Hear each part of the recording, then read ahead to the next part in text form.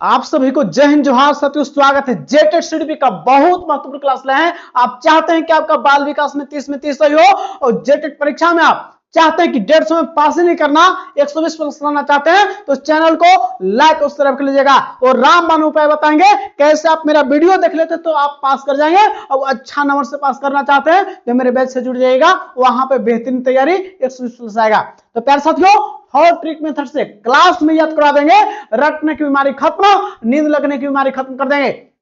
तो चाहते हैं कि मेरा वीडियो पहले पहुंचे, चैनल को लाइक सब्सक्राइब कर लीजिएगा। आइए सवाल के में बताते हैं, 100% एग्जाम में छपेगा, इंपोर्टेंट क्वेश्चन का सिलसिला है जो आपके लिए बहुत महत्वपूर्ण है। प्यारे साथियों, सवाल पहला आपके बीच में है। सवाल क्या कहता है, ध्यान दीजिएगा।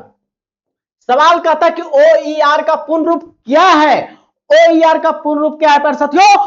रख हौसला मंजर भी आएगा, प्यासे के पास चलकर समंदर भी आएगा, थक कर ना बैठे मंजिल को मुसाफिर, मंजिल भी मिलेगी, मिलने का मजा भी आएगा। क्योंकि अब विरासत से तय नहीं होंगे सियासत के फैसले, अब उड़ान तकनीक आसमान किसका होगा। आप मेहनत कर दीजिए, आने वाला समय 2 महीना मेहनत कीजिए, पूरा जीवन संवर जाएगा। तो पहला सवाल, OER का पूर्ण रूप क्या है प्यारे साथियों? OER का पूर्ण रूप क्या होता है? ओपन एजुकेशनल रिसोर्सेस होता है। ओपन एजुकेशनल रिसोर्सेस होता है, याद रखिएगा। तो ओ से ओपन, ई से एजुकेशनल और आर से रिसोर्सेस, तो ओपन एजुकेशनल रिसोर्सेस होता है। ओपन एजुकेशनल रिसोर्सेस याद रखिएगा, एक फुल फॉर्म जरूर आएगा, याद रखिएगा। तो फर्स्ट ऑप्शन में ही हो जाएगा आंसर, ओपन एजुकेशनल रिसोर्सेस। याद रखिएगा, बहुत बेहतरीन सवाल है। आपके सवाल में अगला सवाल बढ़ते हैं प्यारे साथियों, ध्यान रखिएगा। हॉट ट्रिक मेथड से क्लास में सब याद करा देंगे, तो डरने की आपको जरूरी नहीं है, क्लास में सब याद हो जाएगा। सवाल है कि ब्लूम का टैक्सोनॉमी का प्रकाशन मूल रूप से कब हुआ? याद रखिएगा, 1956 में बेंजामिन ब्लूम और उनके साथियों द्वारा, ब्लूम और इनको साथियों द्वारा जो है इसका जो प्रकाशन होता है 1956 में होता है।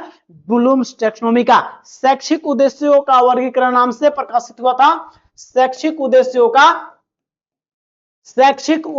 का वर्गीकरण नाम से प्रकाशित हुआ था पहली बार।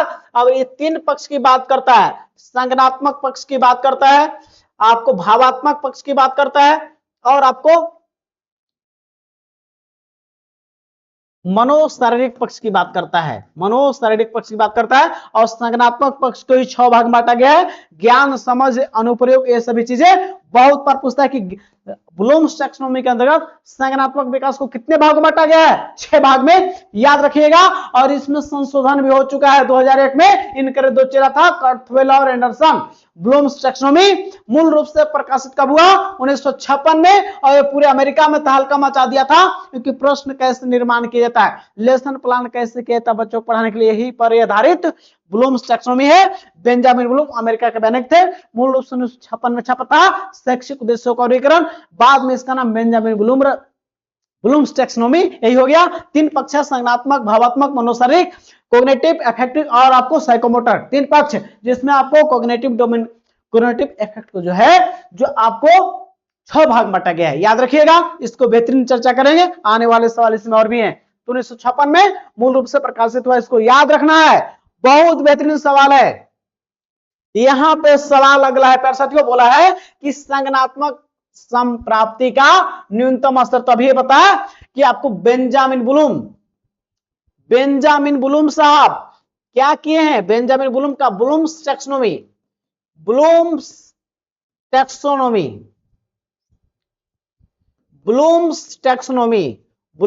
टैक्सोनॉमी की बात करें तो प्रकाशित हुआ था। तो याद रखिएगा, इसमें किस पक्ष को? संज्ञानात्मक पक्ष को 6 भाग में, संज्ञानात्मक पक्ष, कोग्निटिव जो पक्ष है, संज्ञानात्मक पक्ष कितने भाग में? 6 भाग बांटा गया। तो कौन कौन है याद रखिएगा, सबसे पहले होता है ज्ञान, उसके बाद समझ, उसके बाद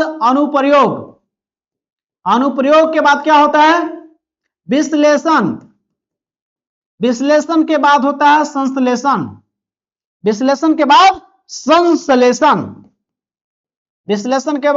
संश्लेषण और ऊपर सबसे मूल्यांकन। तो प्यारे साथियों, के गो हुआ 1 2 3 4 5 और 6। तो जो नीचे वाला 3 गो है इसको बोलते हैं LOTS, लो ऑर्डर थिंकिंग स्किल, और ऊपर वाला 3 जो होता है HOTS, high order thinking skill. तो आपसे न्यूनतम स्तर पूछा तो सबसे न्यूनतम स्तर कौन होता है, तो सबसे नीचे आपको ज्ञान होता है। सबसे न्यूनतम स्तर कौन है, 3 गो है, लेकिन सबसे न्यूनतम उनमें भी कौन है, सबसे न्यूनतम ज्ञान है, जिसको नॉलेज बोलते हैं। याद रखिएगा। तो कौन हो जाएगा सबसे, तो आपका हो जाएगा ऑप्शन ए। याद रखिएगा, संज्ञानात्मक पक्ष जो ज्ञान सबसे नीचे और सबसे ऊपर मूल्यांकन है, और नीचे वाला 3 गो को लो ऑर्डर थिंकिंग स्किल लॉट्स बोलते हैं, और HOTS 3 गो ऊपर वाला को हाई ऑर्डर थिंकिंग स्किल। प्यारे साथियों, दिमाग में घुसा देंगे, याद रखिएगा। और 2001 में संशोधन हो चुका है, याद रखिएगा, संशोधन हो चुका है इसमें। क्रथवेल और एंडरसन, क्रथवेल और एंडरसन मिलकर इस टेक्सोनॉमी में संशोधन हो चुका है। इसमें 2 चीज हुआ था, ज्ञान को किसमें चेंज किया गया है, संशोधन 2001 में हो गया है। जो उसमें संशोधन में मैंने कहा हुआ है सब वही है, ज्ञान को चेंज हो गया किसमें, याद करना में, और जो संश्लेषण है, संश्लेषण का चेंज हो गया सृजन में। यही 2 चेंज हुआ है 2001 में, क्रथवेल और एंडरसन। बाकी ज्यों के त्यों वही चीजें हैं, याद रखिएगा। नॉलेज को रिमेम्बरिंग में, और आपको सिंथेसिस को बदला गया है आपको क्रिएशन में, ठीक है ना, क्रिएटिव।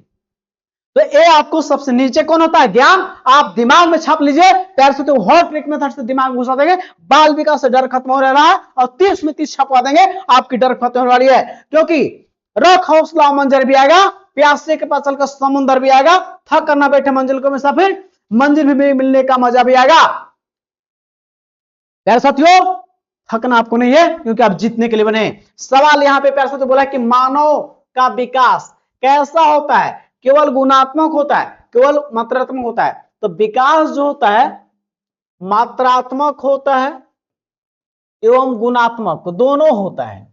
मात्रात्मक जैसे उसकी लंबाई बढ़ना, लंबाई बढ़ना उसको माप सकते हैं, उसके साथ ही उसके व्यवहार, उसके सामाजिक विकास वो गुणात्मक रूप में है। तो ये आपको विकास जो था दोनों होता है। साथ ही ये पर्यावरण आनुवंशिकी दोनों से प्रभावित, ये न पूछ सकता है, पर्यावरण और आनुवंशिकी दोनों से प्रभावित होता है। यानी कि पर्यावरण, खान पान, उसके आसपास का एनवायरमेंट, साथ ही अनुवंशिकी उसके माता पिता से मिला हुआ जीन, जो लंबा उन्हें दोनों माता पिता तो लंबा होगा, उसके माता पिता गोरे हैं तो भी गोरा होगा, तो प्रभाव पड़ता है अनुवांशिकी। और खान पान में प्रभाव, खान पान अच्छा नहीं देंगे तो कुपोषण का शिकार हो जाएगा। कितने भी माता पिता अच्छे हैं उसका कुपोषण का शिकार हो जाएगा। तो आपको अनुवांशिकी और पर्यावरण दोनों प्रभावित करता है। साथ ही परिपक्वता, विकास के लिए परिपक्वता, अनुभव ये इम्पोर्टेंट है। परिपक्वता भी और अनुभव दोनों विकास के लिए इंपॉर्टेंट है, याद रखना है। और विकास आपको गर्भाधान से शुरू होता है, इन गर्भाधारण से, और जीवन पर्यंत चलता है, जीवन पर्यंत चलता है। अभिमन्यु से सीखिएगा, क्योंकि अभिमन्यु मां के गर्भ से ही चक्रव्यूह की रचना सीख लिया था, लेकिन जैसे ही एंट्री निकलना था उनकी माता सुभद्रा सो जाती है, इसलिए चक्रव्यूह को निकलने का नहीं सीख पाते। वहां से प्रमाण मिलता है कि आपको बच्चे गर्भ से ही सीखते हैं। गर्भाधारण शुरू होगा, जीवन पर्यंत विकास जीवन भर होता है। भले ही इसका विकास कभी धीमा होगा या कभी तेज होगा, लेकिन विकास जीवन भर सतत चलता है। सतत निरंतर चलने वाली प्रक्रिया क्रमबद्ध प्रक्रिया, क्रमबद्ध प्रक्रिया है कौन सा, यही विकास। ये तमाम चीज याद रखिएगा, एग्जाम में छपता है। क्रमबद्ध तरीके से सुसंगत परिवर्तन जो होता है वही विकास कहलाता है, याद रखिएगा। तो मानव विकास क्या होता है, गुणात्मक भी होता है और मात्रात्मक। तो ऑप्शन सी टिक कर देना है और एग्जाम में छाप देंगे, वही छपेगा बैठ सकते हो, और क्लास में याद करवा देंगे। मेरा क्लास कॉल कर लीजिए और आपकी सफलता निश्चित है। हिंज की दुविधा की कहानी बोल रहा है सवाल 5वां, हिंज की दुविधा, डिलेमा। हिंज का डिलेमा क्या था, वो जो एक कहानी है काल्पनिक। हिंज जो है, हिंज की पत्नी बीमार थी, वो सोच रहा कि चोरी करे या ना करे, इस पर ही आधारित था, क्योंकि उसकी पत्नी बीमार थी और उसके पास उतना पैसा नहीं था कि उसको दवाई खरीद ले, तो सोच रहा कि चोरी कर ले। तो यही हिंज का दुविधा था, चोरी करे या पत्नी को मरने दे, तो वही दुविधा था। लास्ट में चोरी करता है। तो किस पर आधारित है, तो एक कोहलबर्ग एक कहानी सुनाया था। तो कोहलबर्ग का नैतिक विकास का सिद्धांत है, याद रखना। तो ऑप्शन सी, जो 3 चरण में बात करते हैं, 3 चरण, जो पूर्व रूढ़िगत अवस्था, फिर रूढ़िगत, और इसको 3 प्रकार से नाम बोलते हैं। पूर्व परंपरागत, परंपरागत और उत्तर परंपरागत, ये 3 चरण की बात है और सब स्टेज इसका 6 है। और आपको एरिक एरिक्सन का मानव सामाजिक सिद्धांत है, ये बात सही है। और पियाजे का संज्ञानात्मक विकास जो आपको पता है कि 4 चरण में देते हैं संज्ञानात्मक विकास का, ये भी सही है। आपको बंडूरा का सिद्धांत सामाजिक अधिगम है जो अनुकरण अवलोकन करके सीखता है। तो लेकिन ये सवाल का आंसर क्या हो जाएगा, कोहलबर्ग का नैतिक विकास सिद्धांत। इसी में हिंज की कहानी पॉपुलर हुआ था, पत्नी बीमार थी, चोरी करे या नहीं करे पर आधारित था। तो 2 चीज में जब द्विधा होता है उसको डायलेमा बोलते हैं कि करे या ना करे। चलिए सवाल इसका हो गया सी। अगले सवाल की ओर बढ़ जाते हैं। सवाल है प्यारे साथियों, बोला है कि मौलिकता, नवीनता और उपयोगिता, ये तीनों चीज किसके लिए इंपोर्टेंट है, तो सृजनात्मकता के लिए। याद रखिए, छाप लीजिए माइंड में। सृजनात्मकता, कोई नया निर्माण करना, नया का चीज का निर्माण करना, तो कौन करते हैं, ये तीनों गुण जिसमें होते हैं, जो मौलिकता हो, विचार में नवीनता हो और उसका उपयोगिता हो, तो वही कुछ नया निर्माण करता है, उसी को सृजनात्मकता बोलते हैं, जो आपके लिए बहुत महत्वपूर्ण है। याद रखिएगा। तो किसके लिए इंपोर्टेंट है, तो सृजनात्मकता के लिए बहुत बेहतरीन है। कुछ नया निर्माण करने वाले बच्चों में एक गुण जरूर होता है, जो विचार मौलिक होता है, किसी को कॉपी नहीं होता है। बहुत बेहतरीन सवाल है, जो आपका सवाल 6 हो गया। अगले सवाल को बढ़ते हैं। सवाल आपके बीच बेहतरीन है, क्या बोलता है ध्यान दीजिएगा। सवाल कहता है कि शब्दों, वर्ड में शब्दों या अक्षरों के पढ़ने में कठिनाई का अनुभव करना अक्सर चाक्षुष स्मृति का ह्रास किससे संबंधित है। प्यारे साथियों, जहां पढ़ने की बोल दे, जहां अक्षरों की बोल दे, जैसे सा को पढ़ रहा है वाज, सा को वाज, अक्षर को गलत कर जा रहा है, तो ये होता है डिसलेक्सिया, पढ़ने में विकार, पठन विकार। पठन विकार किसमें होता है, इसी में होता है, जो अक्षर को न पहचान पाना, अक्षर या शब्द में कहने की कमजोरी है तो नहीं कर पाते, इसमें हो जाएगा। डिसकैलकुलिया, गणित में कमजोर, गणित में कठिनाई हो रहा है तो हो जाएगा डिस्प्रेक्सिया, संतुलन अपनी शरीर में नहीं बैठा पाता है, वो हो गया शारीरिक संतुलन। फिर आपको अफेसिया, भाषा विकार, भाषा विकार जो है, भाषा को अच्छा वो नहीं कर पा रहा है, संप्रेषण नहीं कर पा रहा है, ठीक है ना। तो हो गया इससे। तो आपका इसका आंसर डिसलेक्सिया। याद रखिएगा, शब्द और अक्षर में विभेदीकरण। तो प्यारे साथियों, 7 का भी आपको याद रखिएगा। आप जीतने के लिए बने हैं, ना संघर्ष ना तकलीफ, खाक मजा जीने में। बड़े बड़े तूफान थम जाते हैं जब आग लगी उसी में। आग लगा दो पानी में, जवानी उससे कहते हैं, और छीन लो सिलेक्शन, कहानी उससे कहते हैं। आप जीतने के लिए बने, आपकी सफलता निश्चित करेंगे प्यारे साथियों। अब आप चाहते हैं कि मेरा वीडियो पहले पहुंचे, चैनल को लाइक और सब्सक्राइब कर लीजिएगा ताकि मेरा वीडियो पहले पहुंचेगा। बोला कि जन्म से किशोरावस्था तक विकास किस क्रम में होता है प्यारे साथियों। सबसे पहले बच्चा जन्म लेता है तो किस स्तर से, तो पहले ज्ञान इंद्रियों से सीखता है, ज्ञान इंद्रियों से सीखता है, याद रखिएगा। और ज्ञान इंद्रियों को क्या बोलते हैं, संवेदी बोलते हैं, सांवेदिक सेंसरी मोटर स्टेज, याद रखिएगा। उसके बाद क्या होता है, चीजों को छूकर या देख के सीखता है, ठीक है ना। तो ये हो जाएगा मूर्त रूप में सीखता है। और फिर बाद में जो चीज को देख भी नहीं पाएगा तो अमूर्त रूप में, याद रखिएगा, एक किशोरावस्था में होता है, याद रखिएगा। किशोरावस्था में जाकर पहुंचता है तो संवेदिक, उसके बाद मूर्त और उसके बाद अमूर्त। इस स्टेज में बच्चे का विकास चलता है। दिमाग में छाप लीजिएगा, छाप लीजिएगा।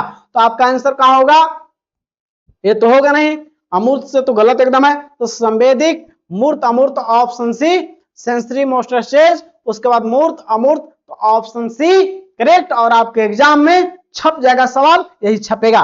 प्यारे साथियों, अगले सवाल की ओर बढ़ते हैं। सवाल आपके बीच में है 9 नंबर।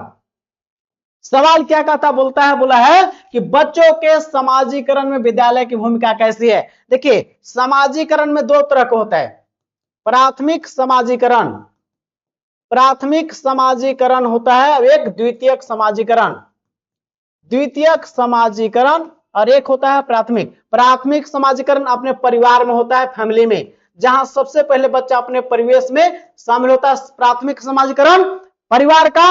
और द्वितीयक में होता है स्कूल, विद्यालय जो भी है उसके पड़ोस और मीडिया वाले, ये सभी पत्रकार न्यूज, ये सब किसमें आएगा, द्वितीयक में। तो प्राथमिक में सबसे पहला जहां बच्चा संपर्क में आता है परिवार में, तो प्राथमिक समाजीकरण परिवार में। द्वितीयक में स्कूल, पड़ोस, मीडिया, ये सभी चीजों से सीखता है। तो आपका ऑप्शन हो जाएगा, कौन बोला है, बच्चों को प्राथमिक समाजीकरण में विद्यालय की भूमिका तो द्वितीयक है, प्राथमिक नहीं है।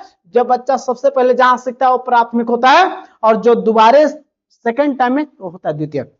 तो ऑप्शन हो जाएगा सी, इसको देख लीजिएगा। सभी सवाल आपके एग्जाम में छपेंगे, आप केवल हमसे जुड़े रहिएगा, आपकी सफलता 100% होने वाली है, इसमें कोई निस्संदेह नहीं है। आप जीतने के लिए बने प्यारे साथियों, आपकी सफलता निश्चित।